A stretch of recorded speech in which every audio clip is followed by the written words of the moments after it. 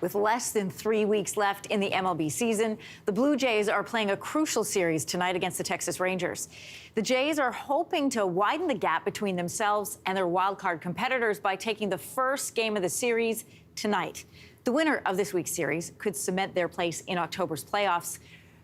Drew Fairservice is a sports writer and a podcaster who covers all things Blue Jays, and he's with us this morning. Welcome to your morning. Thanks for having me. So the Jays' series sweep of the Kansas City Royals has helped to put them into the second wildcard spot. They are 80-63, 1 game ahead of Seattle and 1.5 games ahead of Texas. This series against their old rivals could be the key to their playoff push. It's a huge series. It couldn't have come at a better time in terms of the way the Blue Jays are playing and the way the Rangers are playing. There's a huge band of outcomes that could happen depending on what goes on in this series. If the Blue Jays sweep this series, it all but assures them, I think, of a playoff spot. That's a little bit of an aggressive outlook, but it's huge. It's exactly what you want. Like Kelsey said off the top, September baseball. This is what it's all about, playing important games against other good teams. It's really exciting. But as I said, it's a really good time for this to happen for the Jays. Yeah, now, I hate to look back. I know we like to look forward, especially right now, but let's remember, the Blue Jays had a disastrous playoff appearance last season. They were swept by the 5th-seeded Seattle Mariners in just 2 games. The Jays gave up a 7-run lead, I remember this, in the second game to lose 10-9. If they manage to keep this wild card spot, how do you expect them to fare in the first round?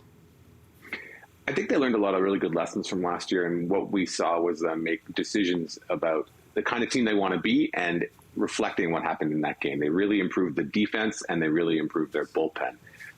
To really, save their pitching by making as many extra plays in the outfield as they can. We've seen Kevin Kiermaier, Dalton Varsho come in and play big roles in that way, as well as addressing their bullpen. And while we've seen the offense really start to come around, George Springer had 2 home runs in a single game on the weekend.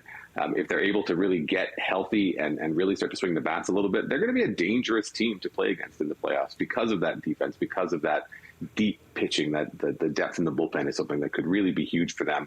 And they're trying to keep runs off the board against other good teams. Part of what's also exciting about this time of the year is thinking ahead and hypothesizing. So as of late last night, the Jays are the second wild card. If they get hot this month, could you see them catching up to Tampa for the top wild card spot? That's a bit of a tall task. I think they're 7.5 games behind Tampa. You always want to just worry about winning the games and getting in, I think, is the big thing. If they could catch Tampa, that would be great. I think, even staying where they are, meaning hopefully you can avoid Tampa if at all possible. If you're the Blue Jays, that's, Tropicana Field there in Tampa Bay is a cursed place for those Blue Jays. Mm-hmm. So I think really the Jays, they're in tough with Texas, Houston, Seattle, all sort of jockeying at the top of the AL West.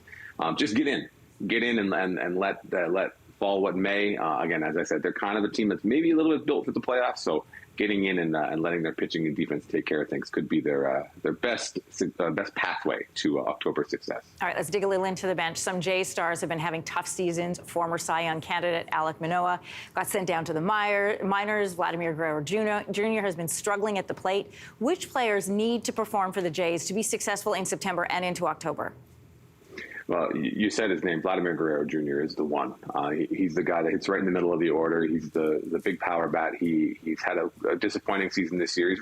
He's coming along, I think, in the last few weeks or so, but still just not hitting for quite as much power. If you look into his nerdy numbers, you'll see that he's not even hitting the ball quite as far as he has traditionally. But he's the one. And of course, the Blue Jays also got Bo Bichette back this weekend, which is huge. It's a very cliched thing to say, but I'm going to say it, that the Blue Jays' best players, they need to be their best players. And if Vladimir Guerrero Jr. and Bo Bichette can swing the bat like we know they can, if they can really be kind of at the centerpiece of this offense, they've had so many nice performances from guys up and down the lineup and bench roles and unexpected players.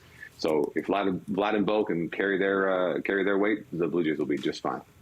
Drew Fairservice, exciting time of year for sure. Thanks for joining us on Your Morning. My pleasure. Thanks for having me. Hey, thanks for watching. If you liked this, be sure to subscribe here, or you can check out more Your Morning videos right here.